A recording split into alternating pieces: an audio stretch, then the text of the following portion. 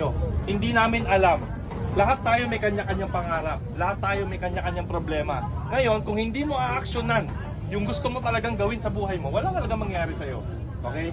So, in behalf of dito sa Lechon de las Piñas, kay Diwata, gusto kong magpasalamat sa'yo, brother, kasi isa ka na ngayon sa nagiging inspirasyon ng mga kabataan, ng mga negosyante, pati yung mga nandito ngayon na tumatangkilik sa'yo. So sana guys, supportahan natin si Diwata palagi.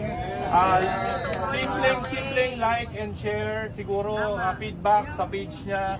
Tapos i-encourage nyo yung mga tao na sumuporta dito. Malaking bagay niyan sa kanya yun.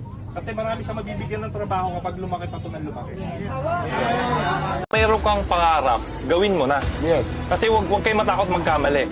Marami kaming pinagdaanan din sa buhay namin na hindi namin mararating tong meron kami ngayon kung hindi kami sumubok.